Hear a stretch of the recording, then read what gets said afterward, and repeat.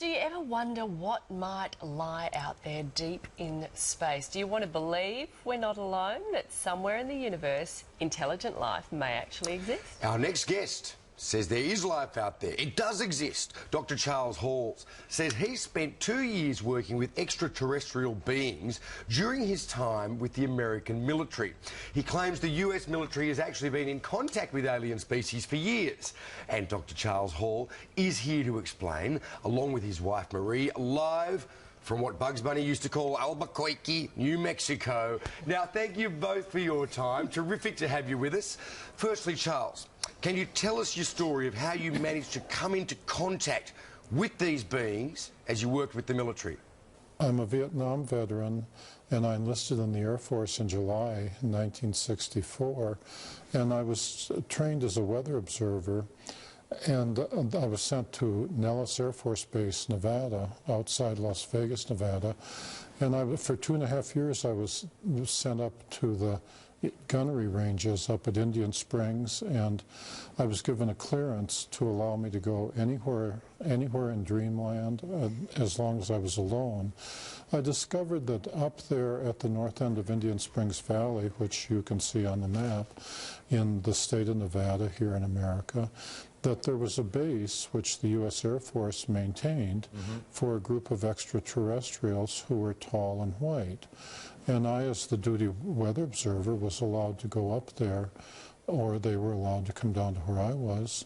And the interaction took place over more than 2 years. Wow. During those 2 years, I also came across, I also interacted to a lesser extent with the Roswell Greys, and I've also personally talked with the extraterrestrials that I call the Norwegians with 24 teeth, who come here from a very nearby star, perhaps Bernard star.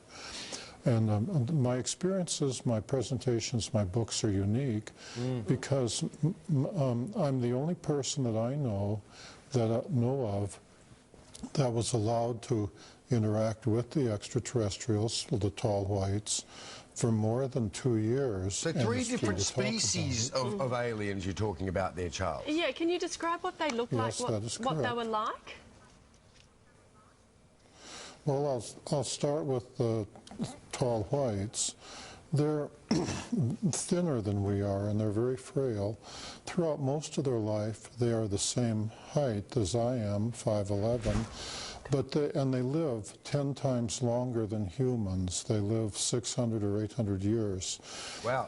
But they don't age the way we do. When they get to be equivalent to a human of about 40 years, that means when they're about 400 years, they start growing again instead of aging as humans. Right. And then they go, and this continues, and so that by the time they get to be 600 or 800 years old, they're very tall, 8.5, 9, or 10 feet tall. But this is not necessarily good because their skeleton grows more than their internal organs. And so there comes a time after 600 or 800 years when their skeleton, their body is tall, but their organs can't support it, at which time they die a natural death, because they're just flesh and blood creatures like we are. If they injure themselves, it takes them 10 times longer to heal up than a human. Yeah. So there's a trade-off. Yeah, right. They still look fresh as a daisy when they go, though. They look like Tilda Swinton.